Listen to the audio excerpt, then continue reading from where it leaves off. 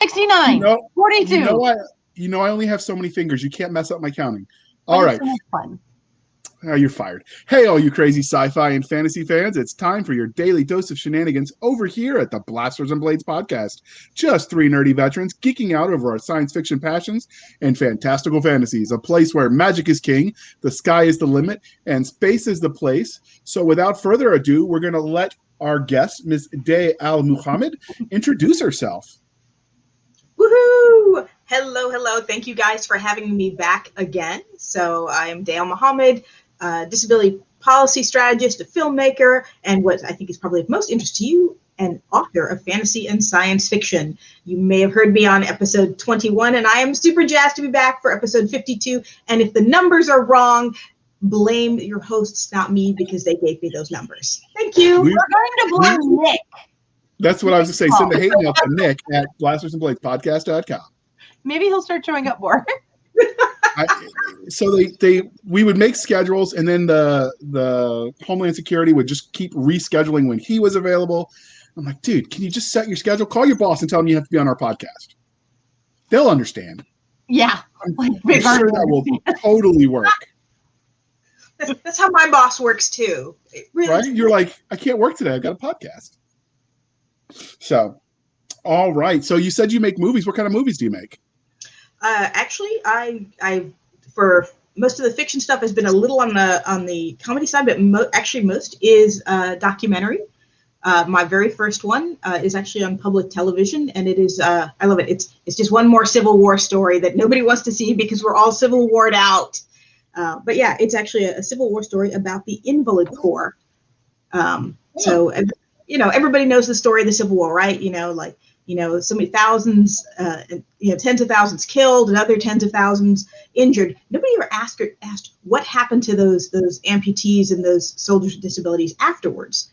And the fact is, they were so low on manpower in the Union, they actually created entire regiments of these guys and put them back to work. Wow! A lot of prison camps were run by those people, the too old or infirm or too young. Yes, actually, most of them were, and they were the guys who guarded Lincoln's assassins. They were his pallbearers as well. And in one very famous battle of Fort Stevens, just outside of Washington D.C., they held off like 20,000 Confederate troops for 24 hours until reinforcements could arrive, and Lincoln was on the ramparts that day. So never piss off an angry old dude with a gun and nothing left to lose. And that is exactly it. They had a bunch of 100 Days men, like all the green guys. They put them behind the walls, and they put all these guys who'd smelled the gunpowder, right, out in the pits in front of it. And basically, these guys were running around firing off shots and pretending to be more of them than there actually were, to be able to convince the Confederates that there were actually a lot more of them. So just enough. That's been done before, and it always works if you can confuse the enemy. But so have you watched any of the the documentary? Oh, I'm drawing a blank on what it is now. My ex calls it Nerdflix, but there's a whole like Netflix of documentaries. Oh, wow. All right. Well, I guess we will, since my brain just went blank, I'm going to blame Cisca. She spiked my water, and we will move on. I with dihydrogen monoxide. That's right. It's deadly. I heard that on the news. It will kill you. Yeah, I don't need these artificial chemicals and things in my body anymore. Dang straight. Right? So she gets it. But so the next part of the introduction, dear listener, is how we found them. So mine is easy. Doc last time said, I will break your arm if you don't get her on the show. And I'm like, yes, ma'am. And we had her on the show, episode 21. But Doc, how did you meet Miss Mohamed? I met her through her publisher, John Hartness at Falstaff Publishing. And I was at Mysticon, a con in Virginia. And they said, and he looks at me and I'm like, hey, how's everything going? And we're talking, and he goes, hey, I have an author you should panel at DragonCon. And I went, I'm sure you have more than one. And he goes, yes, but I have one specifically. I want you to meet her. And I went, okay. because John has a good eye for talent, and he has a good eye for recognizing talent that doesn't always fit the mold of the big publishers, which is great because, to be honest, the big publishers are great. And I have no problem with like Tor or anybody, but sometimes they all kind of blend in. And so he's really good at finding some great unique voices. And Day was definitely one of those. So she and I started talking, and I decided I really just adore Day, and we need to have her. I think we got in trouble. We just started. He's like, "Why don't you guys just talk over there?" Yeah, no, he did kick us out. We were still talking. Yeah, he can kick us out of the hallway. Yeah, he's like, okay, yeah, apparently I made a mistake, and you don't need to meet, and go over there. How rude. We will have to have words with him. But it's curiositystream.com is the service. While you were talking, I was Googling. I have it programmed, so I don't have to think about it. I just hit the little icon. It's awesome. It is full of nothing but documentaries. Ooh, I may have to look. Good stuff. And astronomy and science, but nobody watches the science, I'm sure. JR, you should probably try some of the science. Maybe you'd learn how to count. I mean, I can count to 10. You count like Westmoreland, which is not a good sign. I mean, if I take my shoes off, I can count to 20. That's like 10 twice. I'm good. All right, Doc. We've got to ask her the religion question. And we changed this one up since last time. So let's see if you're on your toes. Okay. Warehouse 13, Short Circuit, or Stargate? Warehouse 13 by a long mile. I adored the show. And the next closest thing after it, which I bought immediately, was The Librarians. So Librarians was awesome. So much fun. Right? It's that same style. It has that same irreverence. And clearly the folks doing it were really enjoying what they do. And that just came across to all of us watching it as well. Have you seen the new show on HBO? Kiss. I can't remember it. HBO Max has a new show, and one of the producers was on Warehouse. Was one of the main producers for Warehouse 13. It's the women. It's set in it's like a period. The Nevers. The Nevers. Thank you.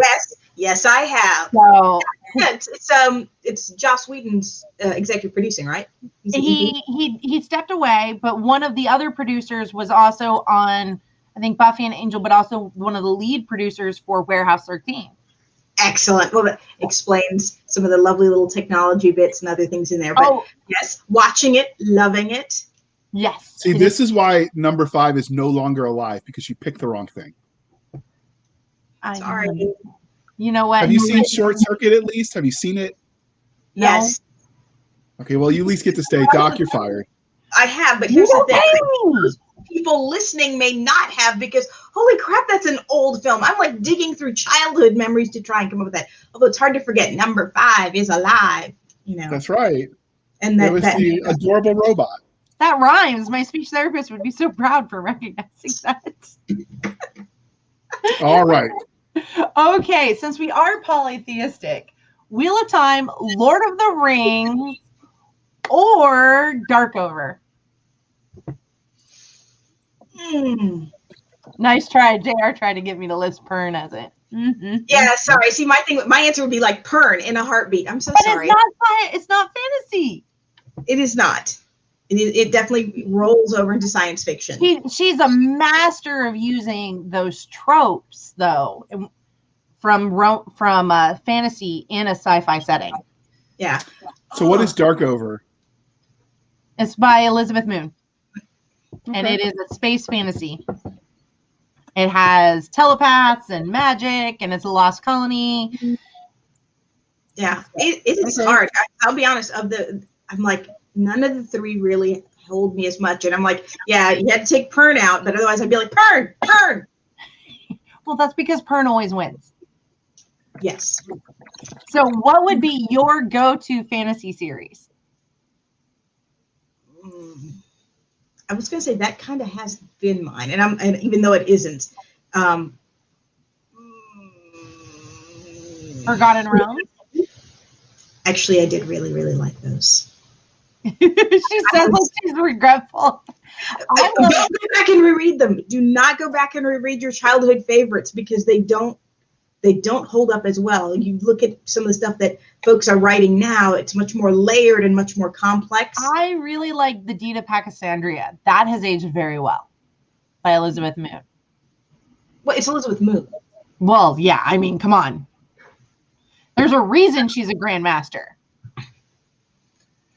But yeah, no, I had quite a collection of those.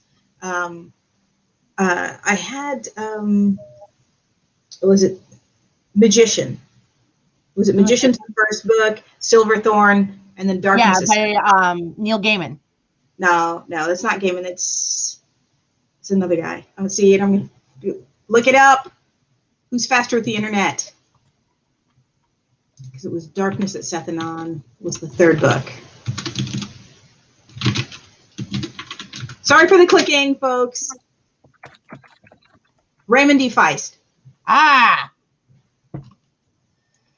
Unfortunately, the word magician is not an uncommon title. It is not. It was two books that put away because it was a Magician Apprentice and Magician Master, but I actually read them like a later edition. I had them smooshed together. So that explains it. So we here at the Blasters and Blade podcast, we love our sci-fi and fantasy, but which one did you think you fell in love with first? Depends on where you catch me. I think my absolute first, when I was like too little to remember, was All Summer in a Day, which is Ray Bradbury. And I didn't know it was science fiction at the time. I just remember as a kid being devastated about the little girl locked in the closet and missing out on the one day of sunlight. And I don't even remember the full story, but it was just, I remember enough of it that it stayed with me all there these are years. Some stories that stay with you forever. And I looked at the date. I'm like, I had to be in like single digits when I was watching it for when it came out. And it was just a little short thing. But the first book that I actually got that was my entree into this entire genre was The White Dragon. I love that. The first thing, and I was like, "What is this? What is this? Oh my God! This is the most amazing thing I've ever read in my entire life." And from that point on, fantasy, and then from that science and science fiction were like the thing that I wanted to read. Yes. I think Ruth would definitely be a fan favorite of everybody. And if you don't love Ruth, well, you need to go back and reread Fern. Right. And it's a great like single book that was a good place to start. And it was a complete accident. And it's very YA friendly too. Yeah. So and those would be probably your first memories engaging with speculative fiction? Or was it like something else? No, those are the very, like I kid you not, single digits that, for that first one where I remember what a big deal that was for me. So it kind of moved me, and then kind of expanded from there, and started reading other folks and more people. I went through my dystopia phase that everybody goes through. So we have a lot of Orwell in there, and we have to have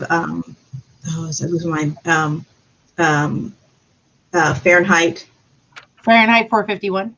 Right, because I was going to say Fahrenheit 9/11, and that is not correct. No, it's the temperature at which paper burns. Exactly. Leave it to the chemists to remember why it's called that. But going through all of those, but it was, and it was from there I just kept going, and I wanted more of it. What is it that you love and draws you in and keeps you there with the genre? I like the element of the fantastical. I think that's part of what makes it work for me. The idea of like, this is something that is so different from the way that we work and live and think, and at the same time, it's not. The human element is still there. Right. And yet instead we get to explore these entire worlds, and the way people interact with them, right? And so there are things we can learn about our own worlds and times and stuff now that we probably wouldn't be as willing to pay attention to in this world, but we'll notice them so much better in these others. So I have a friend who once made an advice about something I was trying to write, and she looked at me and she goes, "You need to change this because you're making the people on Earth the villain. and people on Earth are reading it, and people don't want to read something where they're the villain. And she was right, and it's so, because I mean, how many times when you talk to somebody, and if you make them see themselves as the villain, and you point out what it just doesn't work very well, you automatically make them defensive. Whereas with speculative fiction, it gives a level of detachment that is just makes it able to talk about it. Right. I think there's so much more. Science fiction to me is like, has always been political, right? From its very roots, the stories that are told are not just stories. They're reflections on the world we live in, and inequities. And speculative fiction has always been much more about the minority voices of women. The Hugo's, Isaac Asimov was a Jew who fled Germany.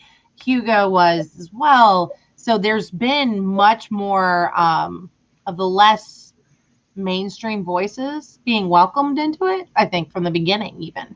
Right. I absolutely. And the things that are explored and discussed. And then it talks about the other parts that let's go back to Frankenstein, right? The idea of, like, people talk about the technology to bring forward life, but that book is more about the moralities and the complications that come from creating life, and what does that mean in our relationships to each other.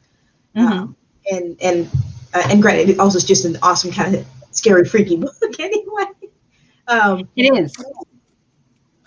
They asked the. Go ahead. I was going to say, Frankenstein asked the same question Michael Crichton did. Just because you can do something, they never stop to think about whether they should. Oh, that is an excellent parallel. Holy crap. Yeah. So now I'm sitting there going, oh, you just made me rethink Jurassic Park in a whole new way. So it's on the line because Netflix has Camp Cretaceous, which I just realized when I got to season 2, I was watching it with my kids, that it takes place in the same set time frame as Jurassic World the movie. So they start to, once scene in the movie leaves, the kids that are abandoned at this camp end up exploring places. And I started watching it. I'm like, oh, of course, obviously it's a kid, young kid movie, so it doesn't show the gore, but it's on Netflix. It's pretty good if you've got kids and you want to watch dinosaur stuff with them. But that had me thinking about Michael Crichton lately. I'm like, man, I'm going to reread those books. Yeah, because I'm having a moment going, holy crap, I never saw the parallel with Frankenstein. But it is. It's the monster that got away from you. And in many ways, it's wreaking vengeance on your world. Well, that's what everything Dr. Wong was doing with the hybrid species. And this might be way in the weeds of nerddom, but like you said, it's fresh in my mind. But it's a very Frankenstein thing where, you're creating the super monster when really the monster is us. That's always the message.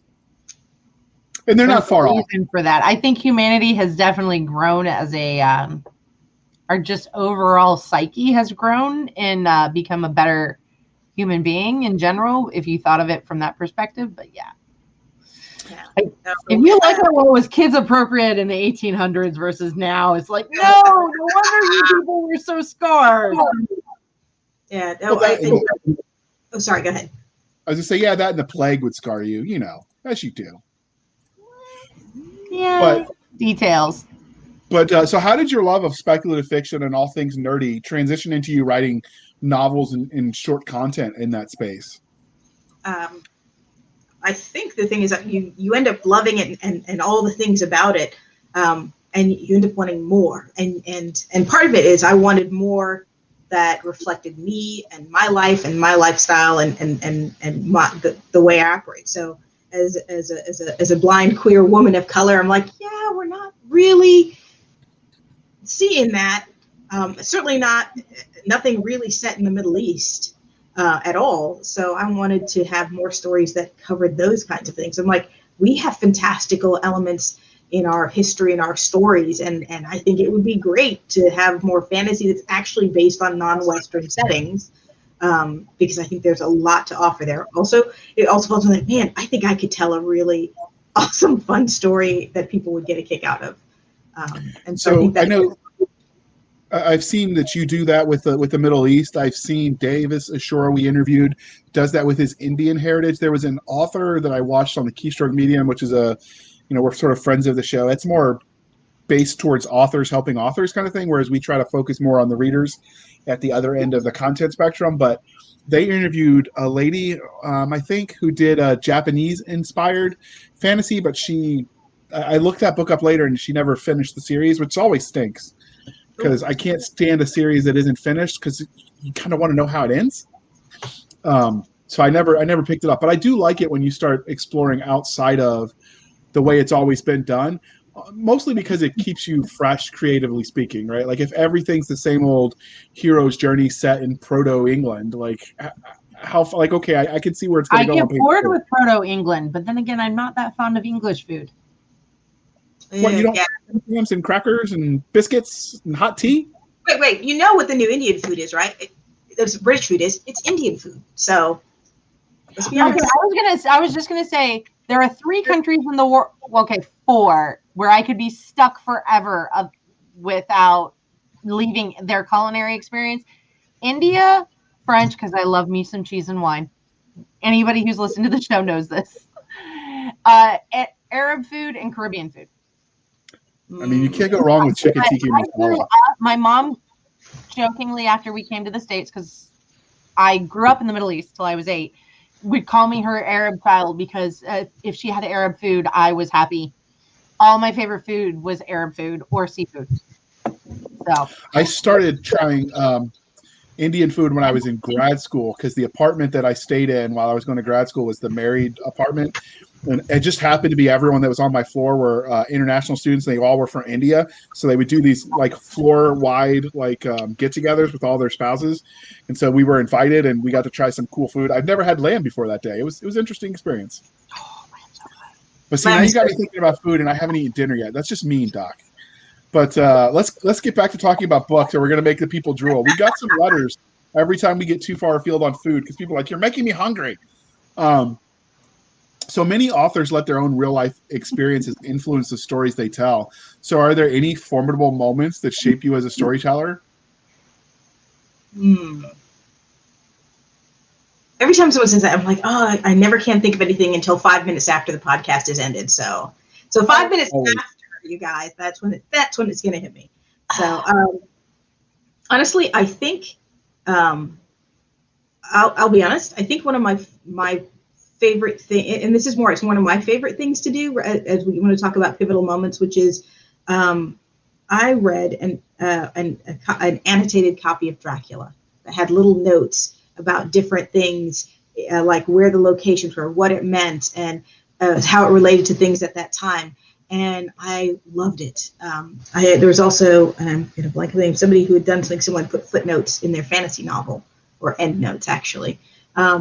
And I love the references to things. It gave a feeling that there's so much more bigger world out there that they created that we just don't see. And so that was one of my big, oh, wow, this is super cool. And so both the Labyrinth's Archivist and Baba Ali, I started doing what I called book secrets. And I'd actually create little blog posts that would be basically my version of footnotes. Like, all right, why do we call them aerostats instead of airships? And I went through the history of the terminology, aerostats and airships and zeppelins, and like what those terms meant at different times and why I picked this one. For the Labyrinth's Archivist, things like the plague that takes place there, what's it based off of, and where other places we have seen that plague show up in fiction because it's pretty popular. Because hello, the zombie ant fungus is something that everybody's heard about at some point within in any bit of sciencey nerddom because it's that cool. And so I started doing those kinds of things. So it was my way of adding footnotes. If somebody is clever reading the book, they'll know the point that the reference that I might make, but this gives them a place to go, I was right. I know what you were doing there. And for other folks, it becomes this nice, extra of what's in there. So like there are a couple of names and titles within the Labyrinth's Archivist that reference other literature. So when I was actually writing my first series, because, every new author writes their blog for other authors. I don't know why we do that, but so I was writing I called it Marine Monday, and I'd write those posts about various stuff I was doing. You weren't a Marine. Did you get No, really 'cause I was- that badly damaged in the head? No, because I was writing Space Marines. Duh. Oh, I'm And so sorry. Yeah, I had the same confusion. I But didn't so we say took but I had the same confusion. we took all those posts off. I unpublished them from my website, and now that the series is complete and we're doing the box set, all of those are going to go in there as bonus content. That's something for you to think about when you finish your universe series. You can unpublish those, and then that's where they can get them in the, like, I don't know, inner space between books and stuff. I like It's it. kind of a cool idea, and I like sort of explaining that kind of stuff. Some of the behind the scenes, because world building's like an onion. It's got layers, and sometimes they don't see all those layers, but it's kind of cool sometimes to show them parts of it. Yeah. So, and the other cool thing is you'll do is, I've seen some people where they'll write like their friend's book as, oh, they were reading this book they found in an archive. I'm like, oh, I've actually read that book. I know who they're talking about. Those kind of Easter eggs are always awesome. So, speaking of Marines in the military, you were actually in the military yourself. So you serve in the U.S. Coast Guard. So we ask all veterans, or excuse me, all authors who are also veterans, this question. But how do you think your time serving in the Coast Guard Auxiliary affects the stories you tell? This is where I'm like, nope, will not take that credit or title. I actually serve with the Coast Guard Auxiliary. So it's a uniformed volunteer service. So I said auxiliary. Did you? All right, awesome. It's one of those things I try to make as a firm line, sort of a thing. But yes, I love my time with that. I love the guys and women that I spend time with. I'm actually super jazzed that when I started here with the Silver Spring Group, our flotilla commander was a woman. So which was super awesome. How do I put it? I have put it in actually a couple of short stories that I have written. I have very, very strong feelings about the Coast Guard not getting its due credit. A couple of years ago, I did a lot of reading into more of what the Coast Guard does, because we make fun of the Coast Guard, but mostly I've determined it's because it's like making fun of your sibling that went to the good foster home is what I put it as. Because what the Coast Guard does, some amazing shit that they don't really get credit. I would not want to ride a boat into the middle of a hurricane. No. Just no. But the Coast Guard will do it. No, not my thing. So, tons of respect. Learned, and I learned a lot, because I'm one of those people where, okay, well, let me go learn. I still make fun of them a little bit, but it's more like making fun of the sibling who got the good foster home. There we go. Yeah. So we actually, when I was deployed to Iraq, we actually worked some with the Coasties, although this is going to be stereotypical, but they were the pool guard at the Camp Air. They were literally deployed as the lifeguard at the Camp Air John. So, I mean, hey, they got that combat pay, so I can't knock it, but I actually, one of the stories I sold, they got the good foster home. Right? One of the stories that I sold to an e-zine that's coming out, that I've mentioned in my newsletter, it'll be coming out, it's actually a story about Space Coasties. So, and I had to do some deep dive into some of the historic and iconic Coast Guard ships that, because just like the Navy has ships that had storied names, there's a reason the Enterprise is the name of the ship in Star Trek. It was a iconic American naval vessel. There are equally iconic Coast Guard vessels that, now that I say that, I can't think of any offhand, but they were there when I did the research. Yeah, I was going to say, wait. So which one did you pick? I want to say I picked the Dauntless, but I could be making that up, because it's been about a year since I wrote that story. I ended up finally selling it, but authors don't make shit up at all. So one of my favorite stories is actually about the lifeguard station at Cape Hatteras. And one of the things is I fictionalized it. And granted, it's more historical, steampunky style. And it was the first all African American lighthouse. And actually the first one burned down because the moment they put a black man in charge, they're like, yeah, we don't like this, burned it down, rebuilt it. And one of the most amazing things was one of the most famous rescues of the A.E. Newman.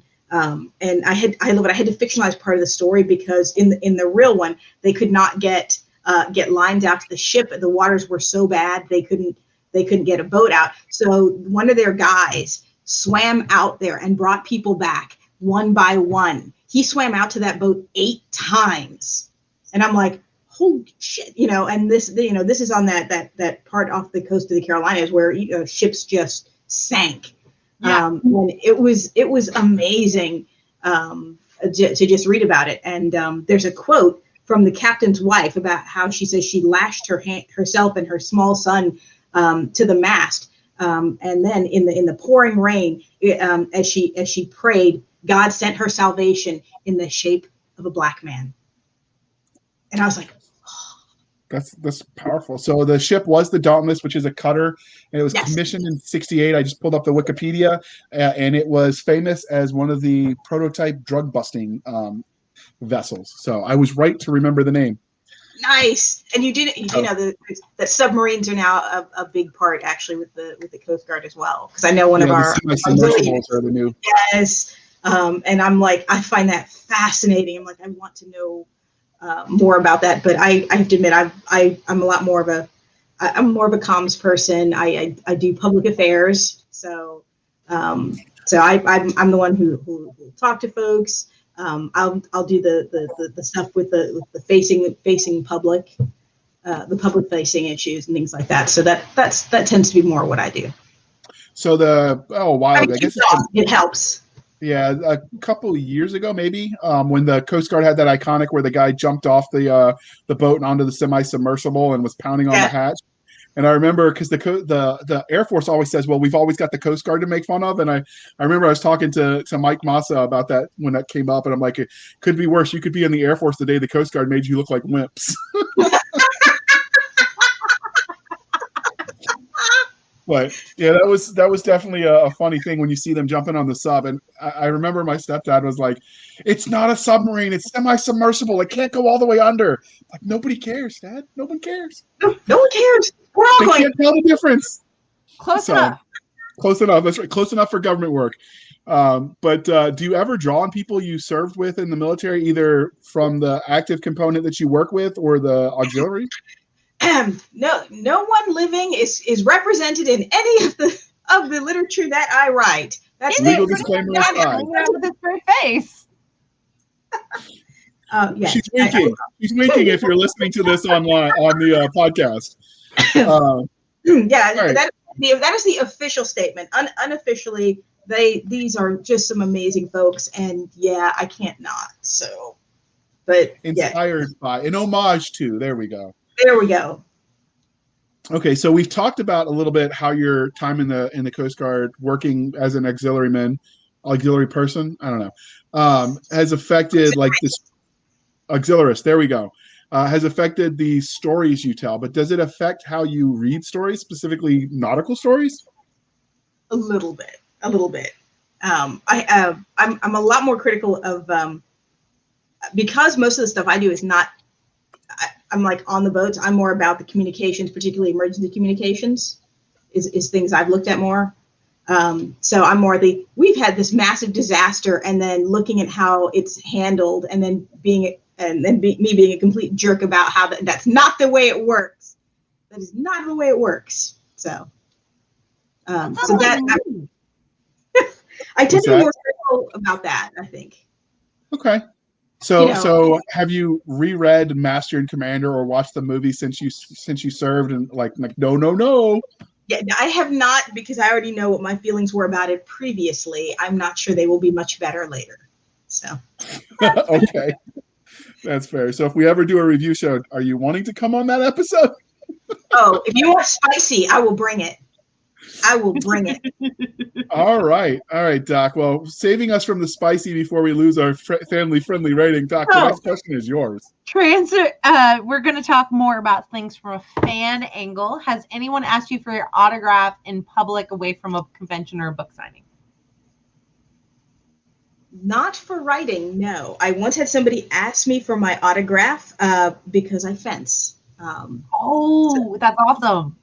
So I fenced for many years, and it's kind of weird doing it as a blind person, because there is no such thing as blind fencing. So I just fence with everybody else. But for many years, and actually I still. But you do the strip fencing like that you see in the Olympics. Yeah. Okay. So foil, epee, saber, and I did all three. Right now, though, I'm just a foilist. I am not going to make it. I'm not going to go to the nationals this year. But the last time I attended was 2019, and I came in number 6.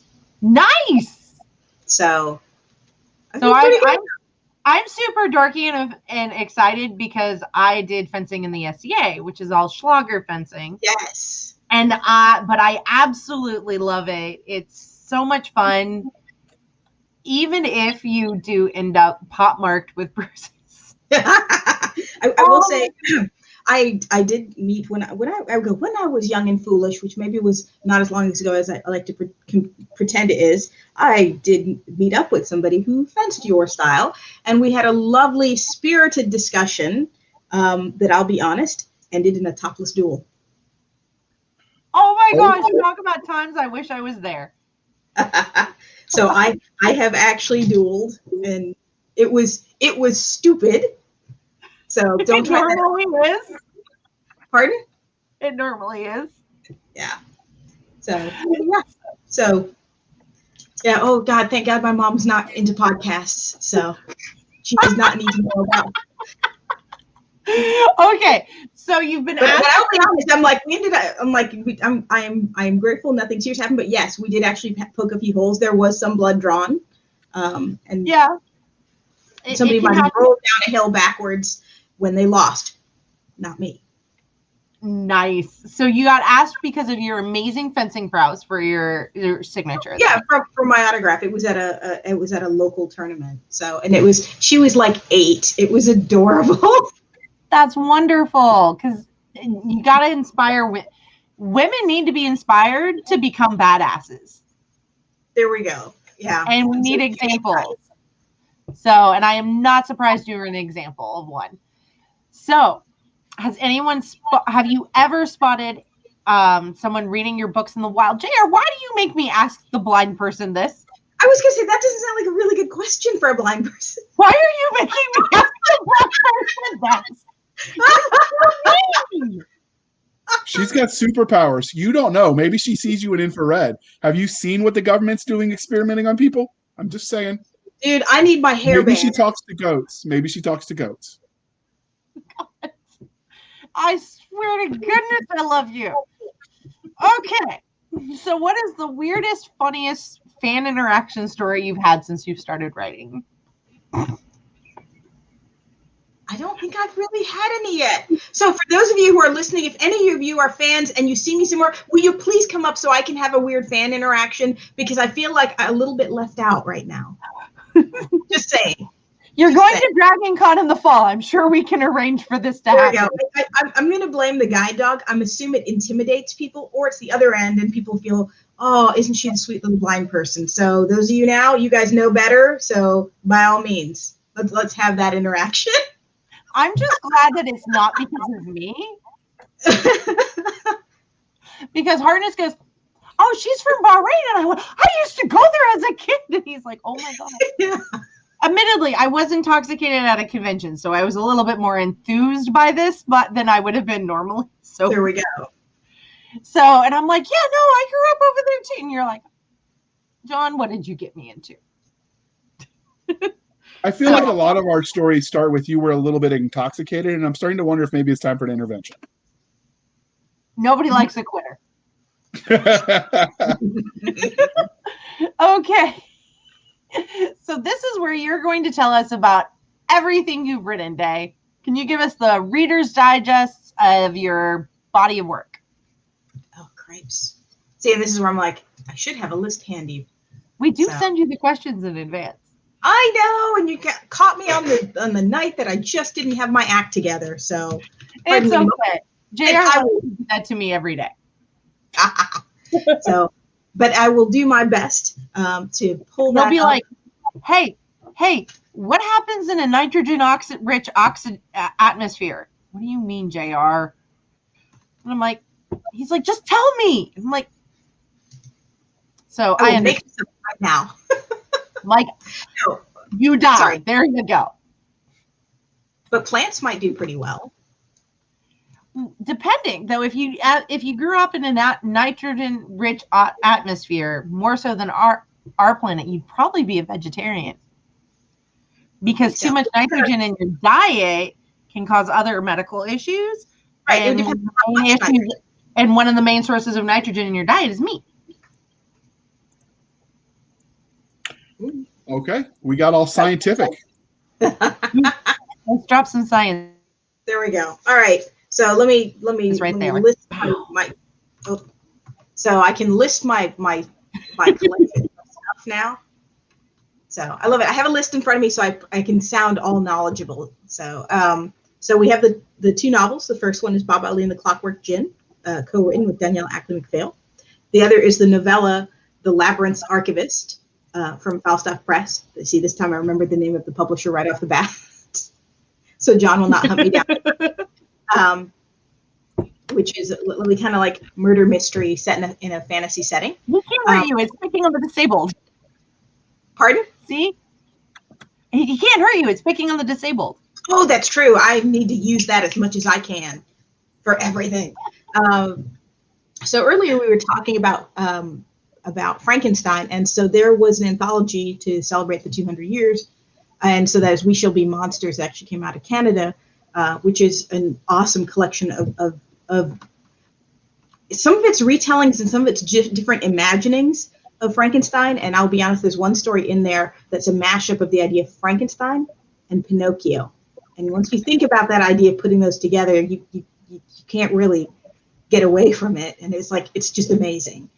I know coming out soon is actually, or coming out in a print version, is a collection of Diesel Funk. And so these are more sort of a pulpy stories with all characters of color. And I love this one. I had a lot of fun because I based it on like mob busting in the 1920s and 30s. So it was a lot of fun. And then I have a bunch of other short stories and stuff. The other one I'm going to mention is the anthology series, the Phases of Mars. And I actually have a story in book 1, Those in Peril, which is more the one that's the nautical one out of the series of books. So it's like, so on with Earth, Air, and Water. And so that one I actually talked about the woman who invented underwater flares. So I think that is probably the short collection. There are a whole lot of other short stories out there. You can also find a lot of my stuff currently. I've got essays and things since more recently. I've been doing a lot more television related stuff with PBS. So a little more history, a little less fantasy and science fiction. So with a series of essays on amazing disabled people and some obnoxious stories in there.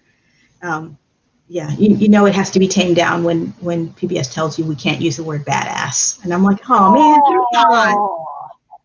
And hopefully I'll have something else that I can't talk about from them yet that will come out July 26th. So. Okay, so when it comes out, you'll share it in our Facebook group, right? I will share it in your Facebook group. Because that would be amazing. So they can then find out what it is. So But today we're here to talk about the Labyrinth's Archivist from Falstaff Publishing and you.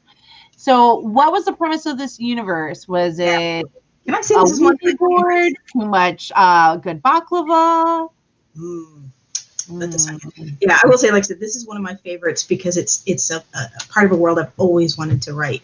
So this actually is fantasy that's set in the Middle East, and it probably most replicate. And granted, it's technically a different world because the whole series is predicated on a labyrinth that leads to a variety of different worlds. And so this is one that is based loosely on Egyptian culture.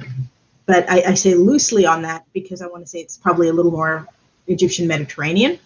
And what's hinted at within the book, and it's on the back, is the idea of the Great Archive. And the idea is if there's a world where people are traveling these labyrinths to different worlds and places, right, what would be one of the most valuable things?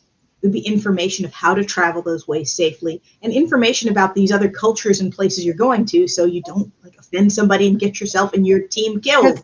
Knowledge is power. Knowledge is power. And so the Great Archive is actually modeled off the ideas of the Great Library of Alexandria. And so the story takes place in this library. And the characters are these archivists who are collecting this information. And it is available in audiobook. So I know because I bought the audiobook today. Yay. Because I was like, wait. And they were like, your book, your wish list is on sale. So I went and bought it. Yay. I am so glad. Thank you. Thank you for your purchase. It is very much appreciated. So there we go. Before we dig into the book itself, let's take a moment and we're going to look at the cover. It's on the screen for you, dear listener. If you're listening and not watching, it has a very sort of new age vibe to the modern art style to the picture. It's a silhouetted face with symbology written into the shadow. So what's the story of this cover? Oh, actually, I'll be honest. That is all the artist. So it is fantastic. I had sent. I love the fact that the publisher sends note going, "Hey, here's some things. Let us know what kinds of things you're interested in the cover. Some colors, some styles, some structures." And so I was like, I want, obviously, because it's a murder mystery set in that space and time. I thought, well, I was thinking Nancy Drew-ish, Nancy Drew style sort of thing. It's a light mystery in a fantasy setting. That's it. Other than that, it's I thought that would be great. But because of the setting, let me send, here's some styles of clothing that were used in Egypt and the Mediterranean. Here's the kinds of colors. Here's a piece of art that looks like one of the characters. Here's old drawings done of what it would have been. And then here's a cover of a Nancy Drew that I think would be actually pretty awesome, to give you an idea of style. And then, so the closest thing was like, you've got the face of a person on the cover. Now, one of the things that I put into my book Secrets, which I'm going to actually go ahead and let me see if I have that link, which I love it, which is it's the cover that never was. So being a blind person, I just, you're just going to send up a note that says Nancy Drew, and then covers. And then, so I'm like, here's this. What I missed was, this is one of those times where somebody spoofed the Nancy Drew cover. And it has a not safe for work title. So, which I love. And it's Nancy Drew Mystery Stories, The Secret of the Missing Beep. All right, so since we don't want to lose the rating, I will link the blog article on her website that has that cover. And if you're curious, check the show notes, and the link will be there for you. Yeah, but you can guess what that missing word would be. Franks, the missing Franks. Oh, I like that. The Secret of the Missing Franks. And of course, this is before I knew anybody. So I'm like, I had a lovely meltdown at home going, what did I just send my publisher saying, this is what I want on the cover of my book?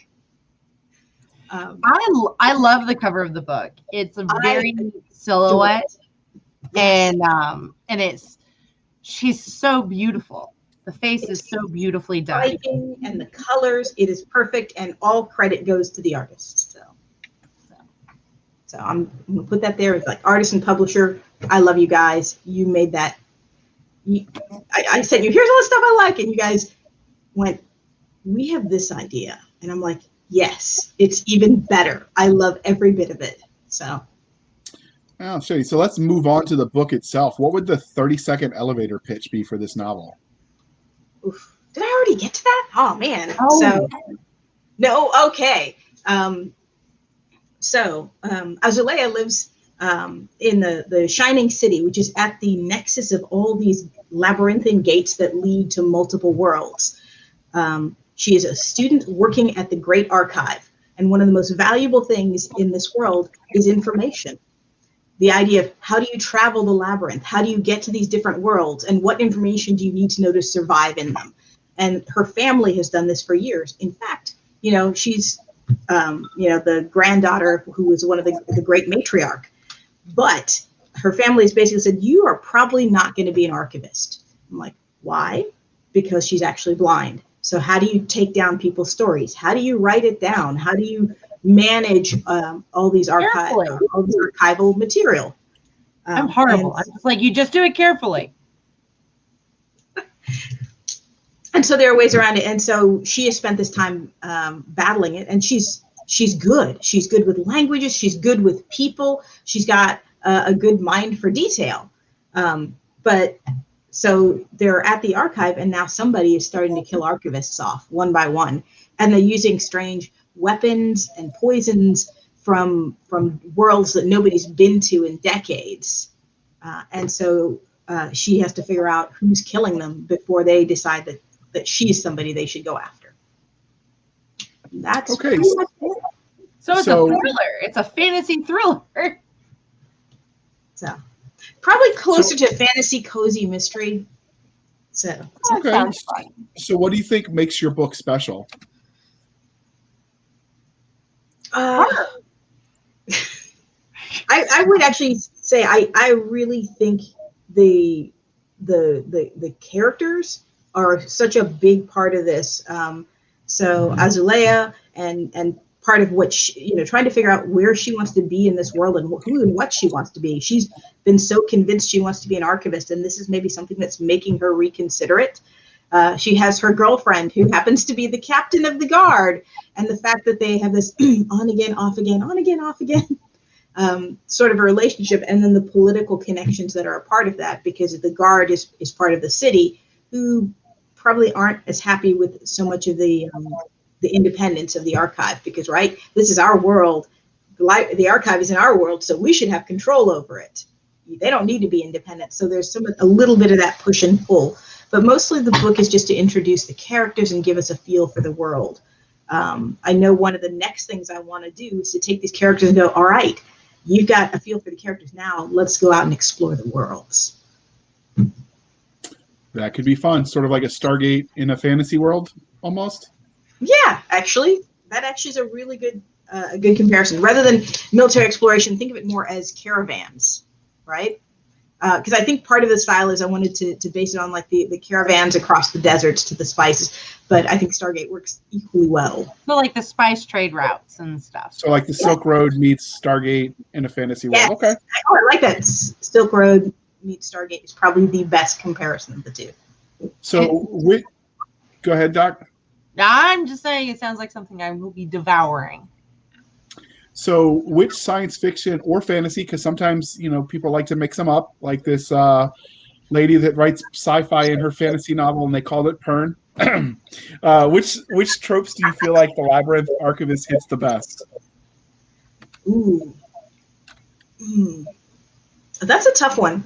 This first book, I'll be honest, probably hits more tropes in mystery than it does in traditional fantasy, because it's built to meet here's the dead body, we have the suspects, we do the suspects, somebody else disappears, we have a raising. It follows the arc of a traditional mystery more than it follows the arc of a fantasy novel, if that makes any sense.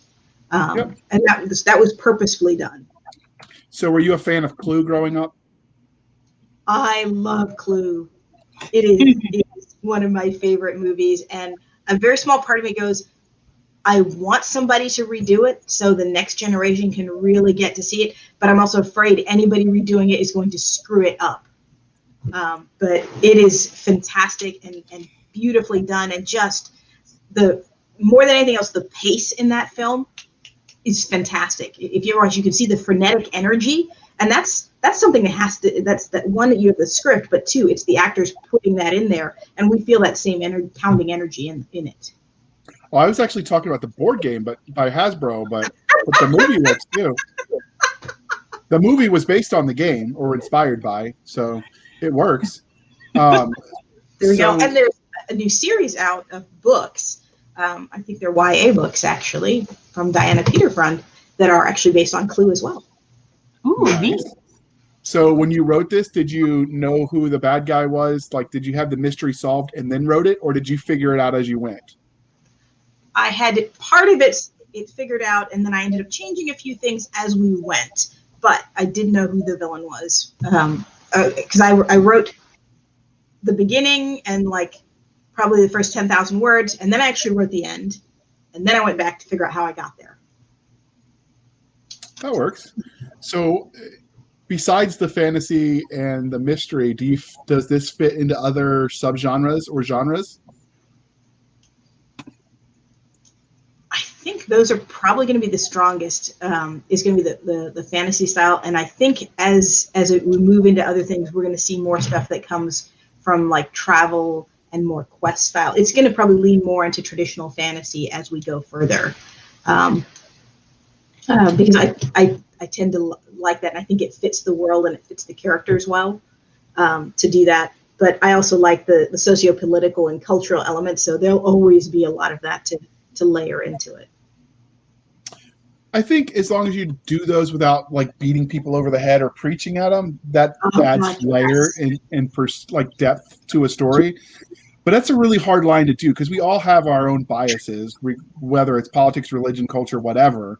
And so balancing your own biases, and it gets even harder if you don't know what yours are, which happens. Yeah, I think we're talking about slightly different things because mine is more, what is it? Old school traditional fantasies. You got the people, they go on their quest, they have to get these things, you get to the end.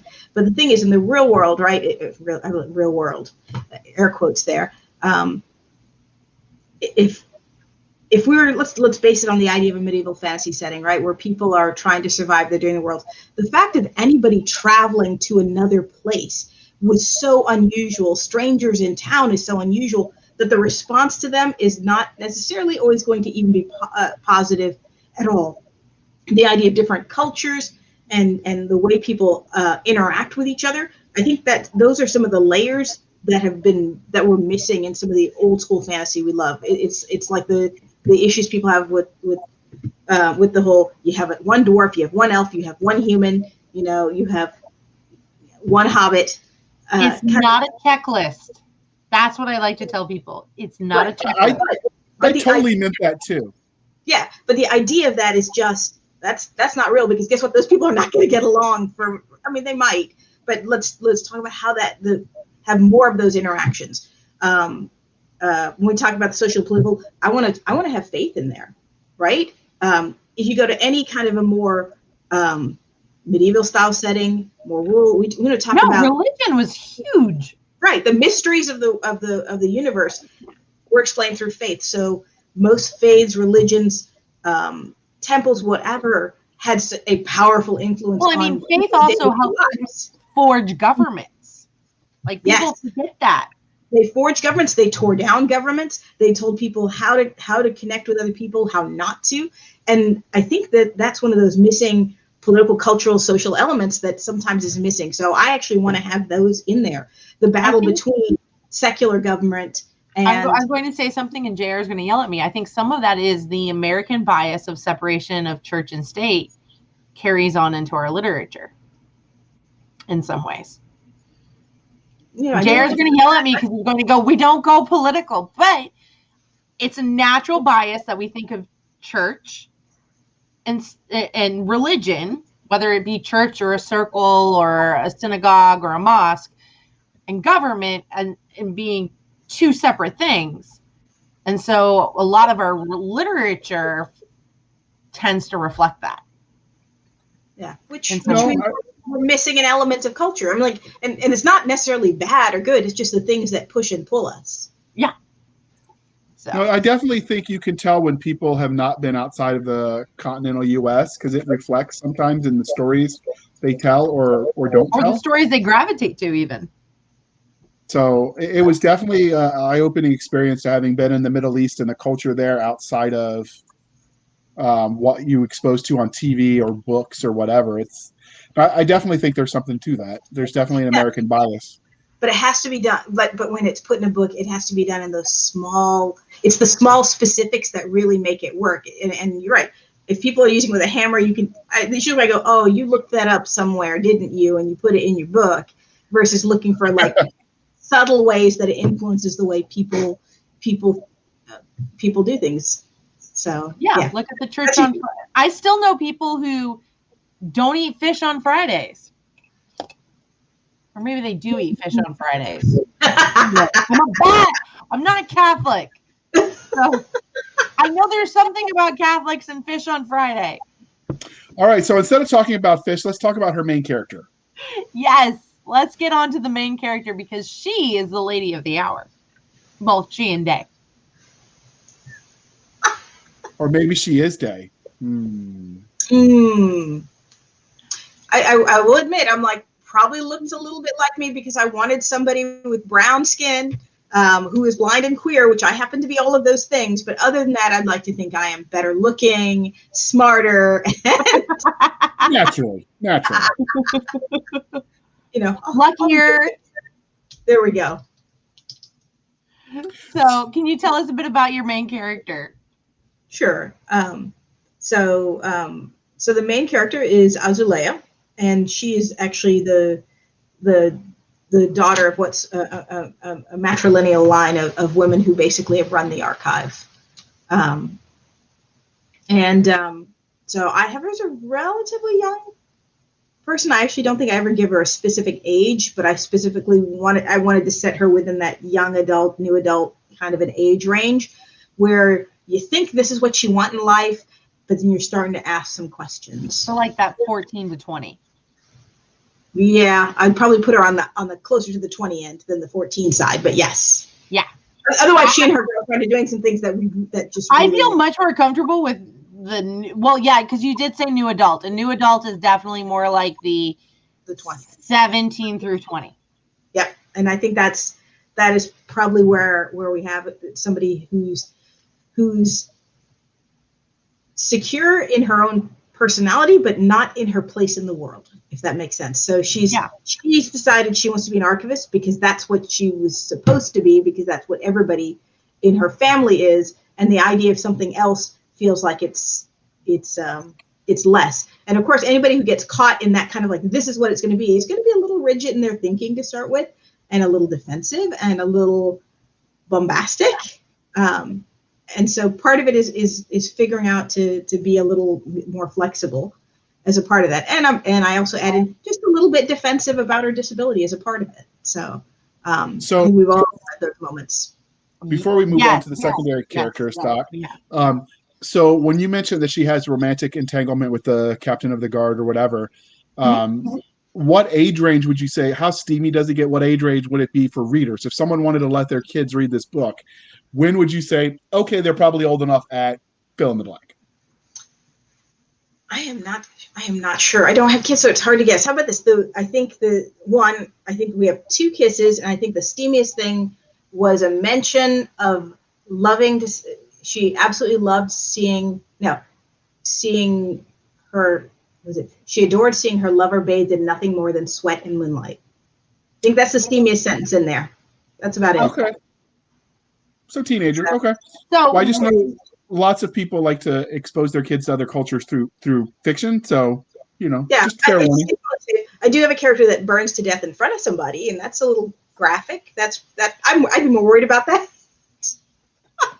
Fair enough. Well, I tell people all the time, you should read what your child's reading until such time as you are no longer worried about what your child is reading. I like that.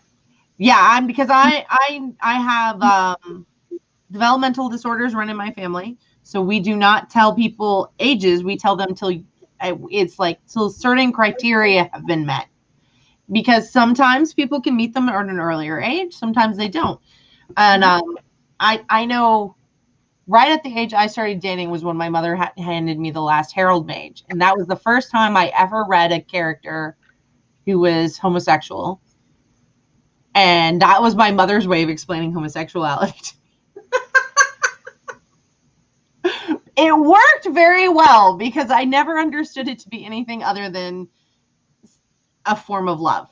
I kind of wish mine had done that. She left her bookshelf and her books available, and I still have some very messed up memories about V.C. Andrews' Flowers in the Attic because I was way too young to read that.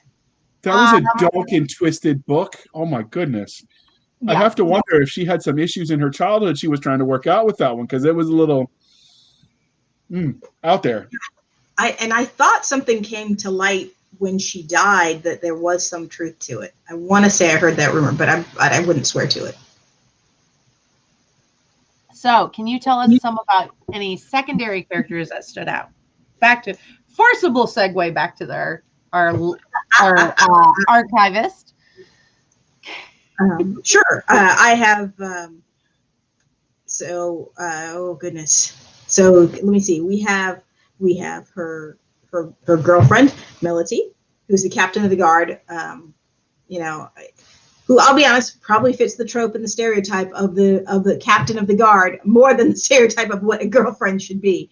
And who's caught between that idea of like, where does my responsibility lie? Because I'm supposed to represent the city, who basically wants to have more influence over the archive.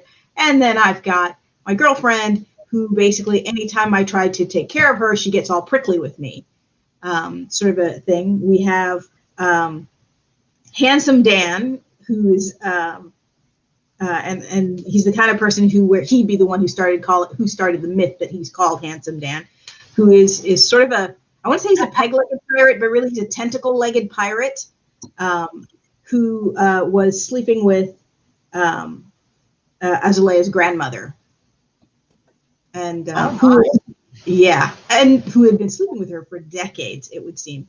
Very hentai. Just a little bit, but who's a weird kind of a character who clearly has affection, who cared deeply for the grandmother, has affection for Azulea, but has some strange ideas about priorities and about boundaries and about what is and is not appropriate. And he actually and Melody, Azulea's girlfriend, do not get along because she's law and order and he's a woo, whatever goes, baby girl, sort of a character. And which puts her in the middle quite firmly. And then the other would be Azulea's cousin, who wants to be an archivist, who, God bless her, is not that bright. And she never met a stranger she didn't fall in love with. Oh my. So with your guard character, so what kind of equipment is your guard using, given that it's Middle Eastern inspired, but it's fantasy also? Is it we're talking saber and chainmail? What kind of equipment did you give them? Ooh, I went for a polearm. Ooh, nice. If you're the captain, your job is not really so much to get into fights, but as to look a little more official. So that tended to be what she did more than anything else. So it's a little more ceremonial than that. We didn't have too many fights yet, unless you start putting down a zombie plague. So when you get to the point where you explore this universe more, like you hinted that you were going to do later, are you going to have them use Middle Eastern style weapons? Are you going to pull back to more traditional fantasy, mail and armor, or a hybrid, or what? I am probably going to stick more to more of the early time period for Middle Eastern, but it's going to lean more towards Moorish Spain. Okay. So she's from a different place, or how about this? So one of the things about the Great Archive is it's hinted that the people came here who built the archive, so it was not part of this world to start with, if that makes any sense. It does. And one of my fun things is, so maybe when the Library of Alexandria fell, not everybody went down with the ship, so to speak, and so that these are descendants from that, and there's hints of that in like some of the names of the characters and some of what they call some of the different things in that world. Okay. I was just thinking, because I've been doing some research on Egypt myself for what I'm working on, and some of the bladed weapons they had were pretty savage. I mean, like, I'd almost rather be stabbed with a sword than some of that stuff. when you look at their equipment, so there's definitely a lot to let you be inspired by. Although I think there's the danger of the modern world is we think Middle Eastern is a monolith, and there's so many diverse, like, separate cultures and microcultures, and So 100%. I think it's part of the reason. It's like, yeah, I'm poking around with what it would be, but I want to lean towards more of the Spanish style. In Bab Ali and the Clockwork Gin, we very clearly use the Egyptian tahtib, and the staff fighting that is unique to Egypt. Going all the way back, you've got images of it on the pyramids, and it doesn't look like your usual English style stick fighting because it looks a little bit more dance-like actually in some of the ways it's done, and it's not a way I would have thought a weapon would be balanced well. You've got a 6-foot type staff and you're holding an end of it, but it's when you look at people perform it, it's amazing. So and there are just now some videos being seen on it. I think the first time it was shown publicly in centuries, it was in 2010 at a big martial arts convention. So there's a YouTube channel called, I think it's Todd's Garage is what it's called.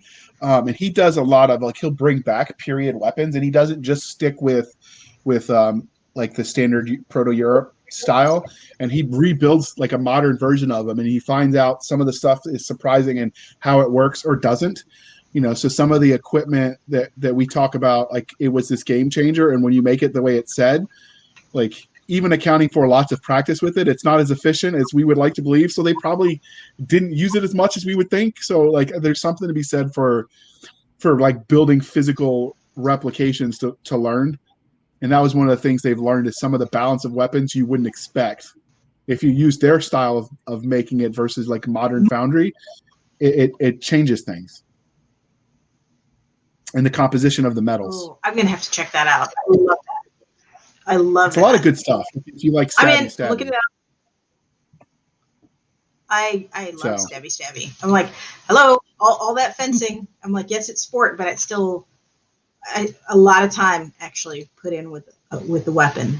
So, and I'm actually going to send you the link to the little tahtib. I can't remember if I gave that to you guys before, but it is fun to look at it and see what it looks like now. And I think it's something most folks won't be familiar with. So, right, so I will link. I don't think I got the name of the show of the channel right, but I will link the channel that we're talking about that has all the weapons in the show notes. And Day, I will send that to you offline. Yes, thank you.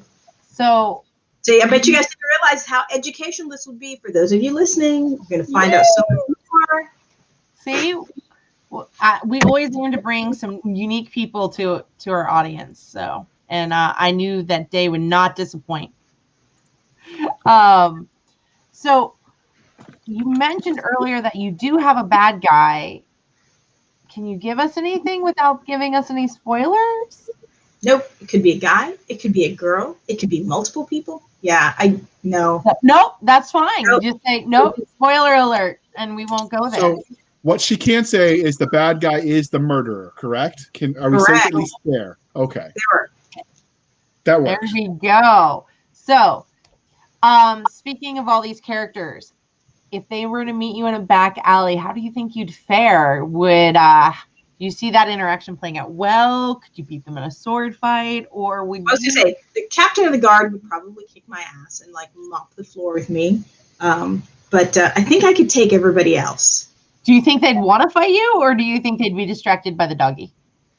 Hopefully they'd be distracted by the lovely, lovely dog. But when you kill off somebody's grandmother, I think they're going to come after you.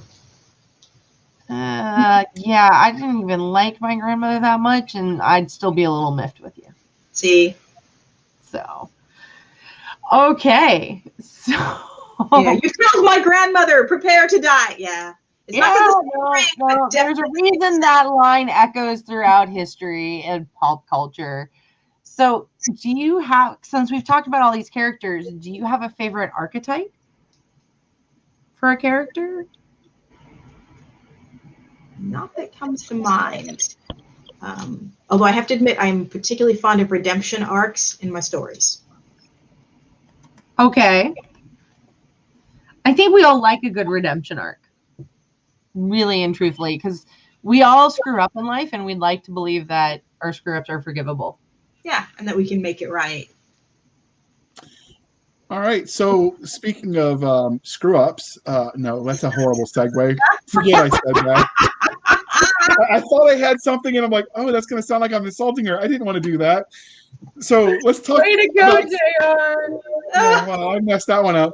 So this is what happens when you record live and then air it later, because there is no editing in what we do, if you've noticed, people. Right. So sadly, they can't make me sound smarter. No, you sound plenty smart. It's just the dickering JR and I do. So what can you tell us about the universe, which isn't a screw up? In miniseries, the world where the story is told is as much a protagonist, as much a character as a protagonist or antagonist. So other than what you've already said, can you tell us more about the world where it takes place? Because it sounds like you're going to go back there. I definitely want to go back there. And actually, this is the book is part of a series of Shared World books, which is based on the idea that the labyrinth is part of the decaying body of a goddess, and it connects a variety of worlds. And I think that was just the key bit that was given to several authors. And the idea is, okay, make your world from that. And so there are several of us who've written stories, and they're all very different because we've all picked different worlds that are connected via the labyrinth. So that is that base premise. So the one I created here for this one, like I said, is very much that more based on more of what would have been the Egyptian or and Greek style. And I wanted to give a feel for that kind of a world. It's one of these. While I'm not a fan completely of some of the storytelling in Dune, I actually do like the world building in Dune. I can see that. And so part of it was to try and pull some of those kinds of sensibilities to build the shape of that world. And then as we travel to others, I want us to get the feel of what a caravan is like, right? What is that kind of a journey feel like? Because it's different when you're with, I love that. Like I said, I love those quest style books, but it's different when you're on a quest versus when you're with a caravan with a bunch of like people moaning about how tired their feet are, or who ate the last, lovely sweet cake, and things like that. So I want a part of that as part of the next journey. And like I said, when you get to this other world, what are all the things that go right and go wrong when you're trying to negotiate and talk to people, and probably have more things go wrong rather than right as a part of that. So it'll probably have a little more of that kind of cultural crossover, and I will probably, just because it's me, increase the body count a little bit.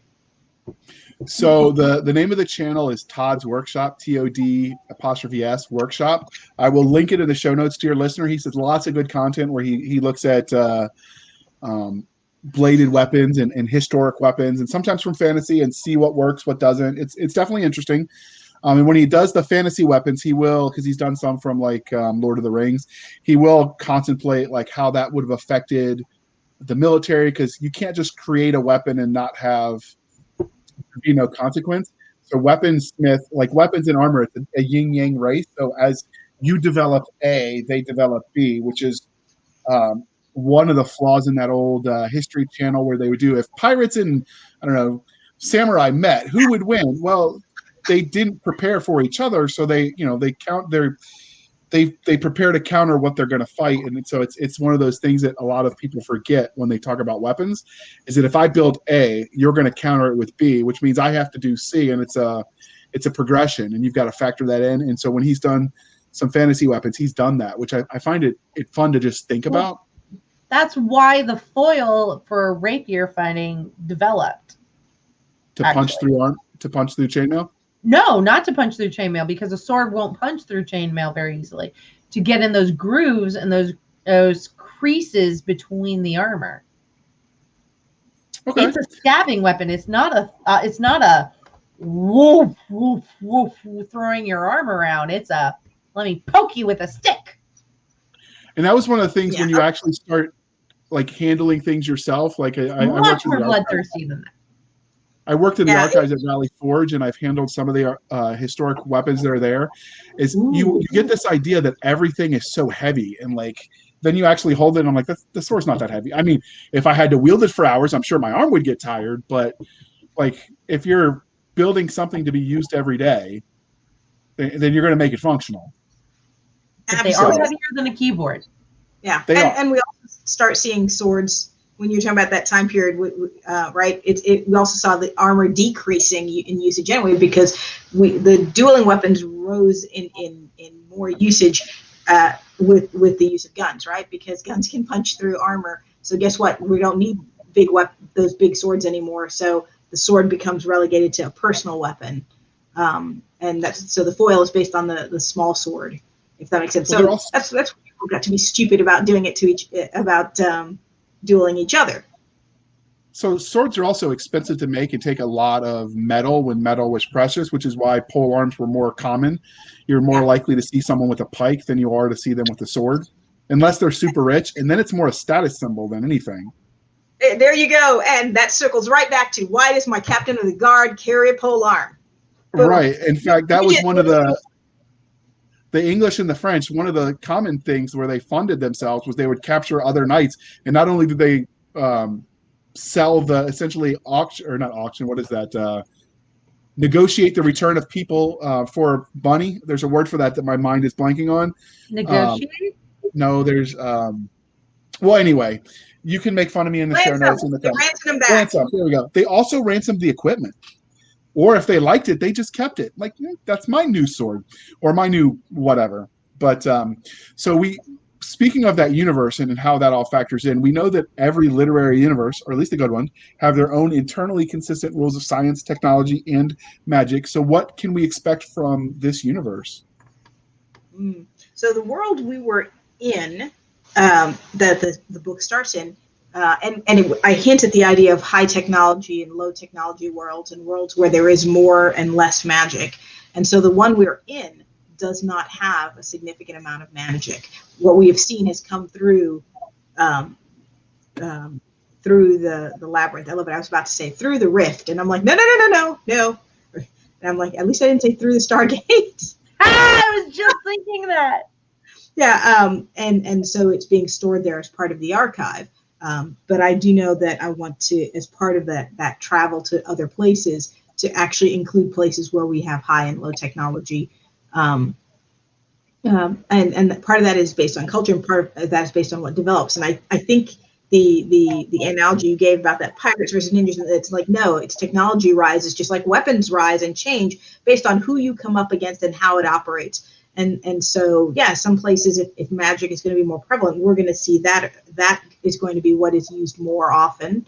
And then other places where I can lean more heavily into the technology. And so part of it is figuring out how do the worlds connect to that. And so you're right, each of them is going to have their own kind of flavor of world that we go through. And that's part of the reason why that first book is set so firmly in one world, because I'm like, I want to settle the characters so everybody knows who we're playing with. And then when we go to different places, we get to enjoy the world because we already know who we're traveling with. Which is also why I was all caught up in the Nancy Drew connection, because I'm like, Nancy goes to all these places and solves these mysteries, but Nancy is always the same. Yeah. Right. So that's kind of where that is. And there's good and bad in that, but it's also, I'm like, it's well, at least you really have to know who you are when everything else around you is changing too. Right. That's true. So you've got Labyrinth in the title. Is there any inspiration from the Greek myth as well? Or is there some parallel to Middle Eastern myths? Or David Bowie's movie. Well, I would love that's so good. Yeah, I think it's tied to Labyrinth because that is the base premise for all the books and for the shared world that the authors are all working in. So I wish I had something more deep and meaningful, but that's where that title came from. Although I do adore Bowie in that movie and super hot. Yes. And while we haven't hit on the Greek myths directly yet, we will have some more little connections to the Minotaur coming up. So I do know that. Cool. And yarn? Will yarn be involved? Probably not. Are you making fun of my knitting, JR? No, the Labyrinth. Yeah, sorry, go ahead. It's a Labyrinth reference to the myth. The Greek myth. That's how he doesn't get lost. He leaves a string of yarn, sort of like Hansel and Gretel left breadcrumbs. It's in an episode of The Librarians, even. It is. I'm just having fun picking on JR because you didn't know how to respond to that. So, of everything you've invented in your universe, what would you use? Like, is there anything you'd want to use daily?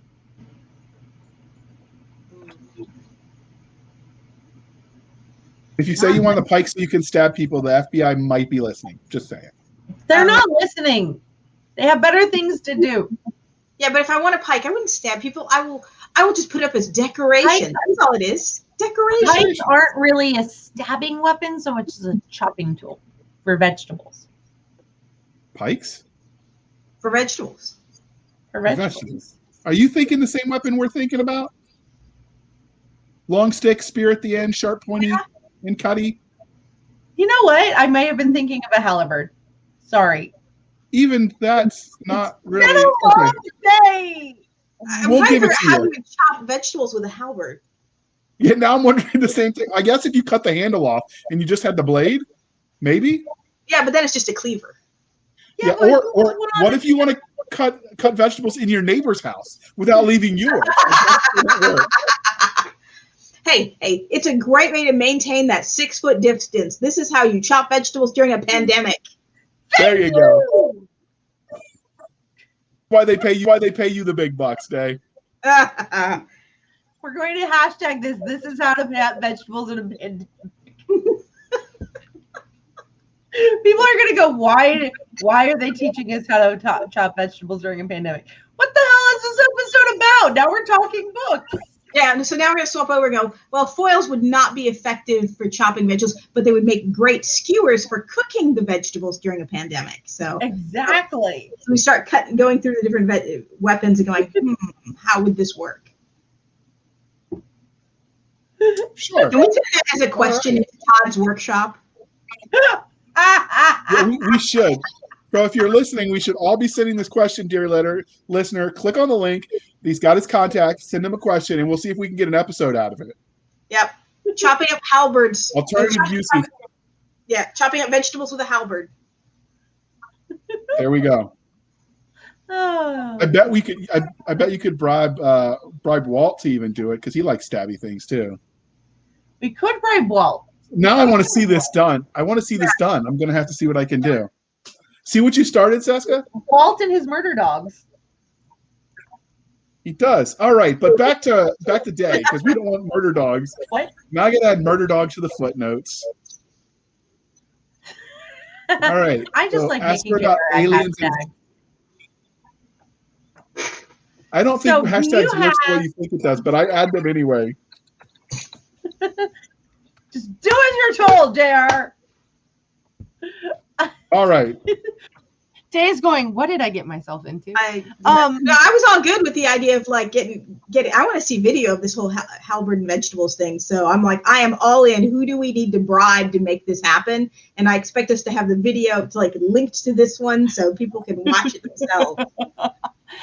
So I'm gonna have to reach out to Walt. I do have somewhere part of a video with me trying to open a coconut with a sword because my wife got one. And I was like, and I have one of those like cheap little steel, the ones that people buy when you're young and foolish to put on your wall. And I still have one. And I'm like, I want to cut open this coconut. Can I do it? And what proceeds is a video of several seconds of me chasing this coconut around the floor in our kitchen because guess what? Swords are not a great way to open a coconut. They're also ceremonial swords and decorative swords are never intended to be used. We had when I did the J-Rotzy thing in high school. We're going to blame Disney for this day. That works, but they tried to stab a Coke bottle with the ceremonial. Wait, you stabbed a what? He stabbed a Coca-Cola can with a ceremonial sword that they use, the Navy sword, and it shattered the blade. Oh my God! The Coke can won. And then, of course, he had to go home and explain to his mother why he's buying a $200 sword. And it's like 1990s 200, not modern day 200. So it's probably even more. Oh, no. All right. Ask her about fantastical creatures, Doc. I know, I will. So, do you have any fantastical creatures in your book? No fantastical creatures, more people from different worlds who probably deviated from a species many, many years ago. So I know we have. Well, how would you classify Mr. Tentacle Legs, if not fantastical creature? Actually, I would probably actually put him as more humanoid with a symbiote. Ooh, So okay, nicely done. Because remember I said there's that mix of technology and magic. So he actually that leg replacement, that tentacle is a symbiote. Interesting. Okay. Yeah, so that's a little bit different there. I know we have some folks that more seem to resemble more, related to dragons. Others who seem more like sort of swamp lizard people, and other ones who are feathered, kind of like ducks. So did you let nature inspire you with those, or folklore, or just So what if? Yeah, a lot of these actually are related to actual animals, and so you start guessing. You start looking at some of the Latin bases of the names that I used for these different groups of folks. So this one is definitely a little more based. I love it. This book is definitely more based on some more nature elements and a little more of history, whereas Bob Ali is definitely leans heavily into folklore. So. Okay. Yeah, That's a good way to do it. Yeah, like I said, I'm like it's got a zombie fungus that so it's right there in science. All right. So clearly this episode is winding down. We've been at it for an hour and a half, I should say, and having way too much fun. So see, time flies when you're having fun. But before we wrap this up, was there anything about the Labyrinth's archivist that we didn't ask you want to tell us before we move on? It's late enough that I'm going, I can't think of anything. It's a fun short romp. It's supposed to be just a fun, light, quick read. And I think that's the goal and the point of it. And hopefully we'll be able to have more of those moving ahead into the future with that same kind of just fun read. All right. And how can listeners or viewers find you? Obviously, we're going to have all of this in the show notes, but if you had to say just one place that is Day Al-Mohamed, where would they go? Oh, that would actually probably be dayalmohamed.com, which is the easiest place to find me. It's like you're making it easier for them. Exactly. So you can do it. You can come to my website. You can find me there. I tend to play occasionally on Twitter and post fun snippets of different things. It's a mix of some politics, some Coast Guard stuff, some personal stuff, whatever I'm traveling, some book stuff, and some disability policy. So it's always going to be a mix of weird and fun things. Also, I adore any kind of weird and funny games that involve cats. All right. So since we mentioned politics, I've got to ask you this one question. I can't let you escape. How do you feel about pineapples on pizza? Actually, I really like pineapples on pizza. Yes! Cisca ruined you. She put you up to this, didn't she? Nope. I think it's lovely and tasty. I also tend to like pizza that doesn't have tomato sauce on it either. That weird white pizza with a little bit of spinach is amazing. I love white pizza. Mellow mushrooms, white pizza is amazing. Ooh, that does sound good.